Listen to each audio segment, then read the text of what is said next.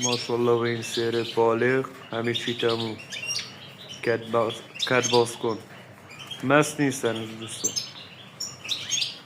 سیر تازه از سرما آوردیم داخل به ضمانت همه چی.